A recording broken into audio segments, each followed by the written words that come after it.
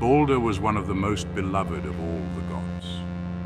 The son of Odin, the chief of the gods, and the benevolent sorceress goddess Frigg, Baldur was a generous, joyful, and courageous character who gladdened the hearts of all who spent time with him.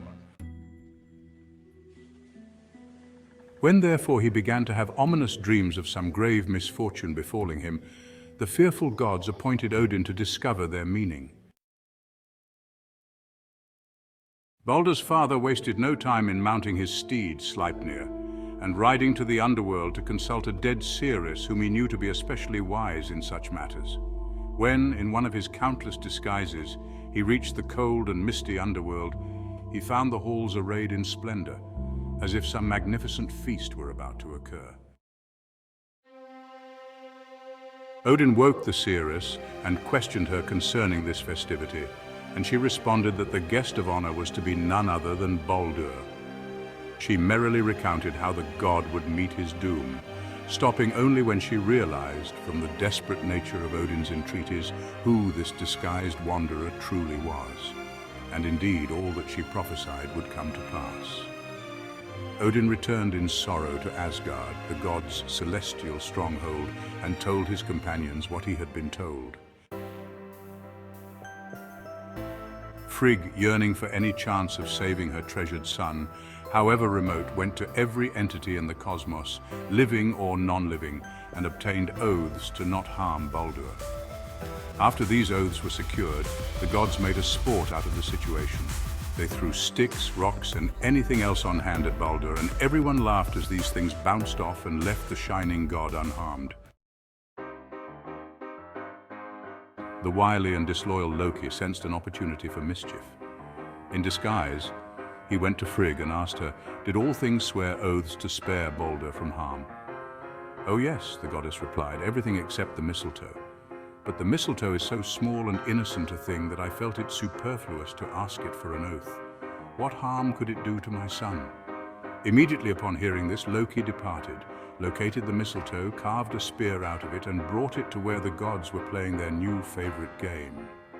He approached the blind god Hodur and said, you must feel quite left out, having to sit back here away from the merriment, not being given a chance to show Baldur the honor of proving his invincibility. The blind god concurred. Here, said Loki, handing him the shaft of mistletoe, I will point your hand in the direction where Baldur stands, and you throw this branch at him.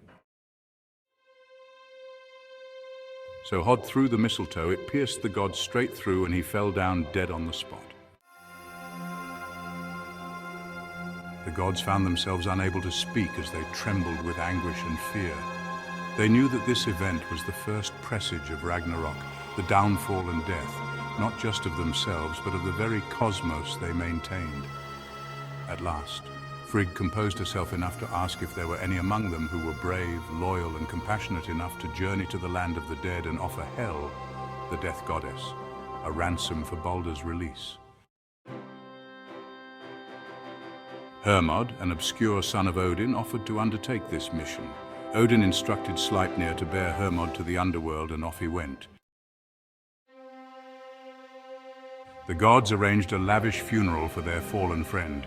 They turned Baldur's ship, Hringhorni, ship with a circle at the stem, into a pyre fitting for a great king.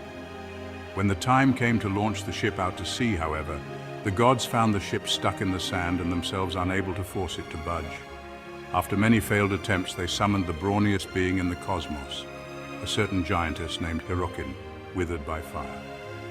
Hyrrokin arrived in Asgard riding a wolf and using poisonous snakes for reins. She dismounted, walked to the prow of the ship, and gave it such a mighty push that the land quaked as Hringhorni was freed from the strand.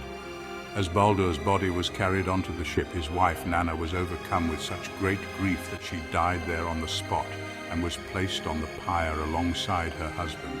The fire was kindled, and Thor hallowed the flames by holding his hammer over them.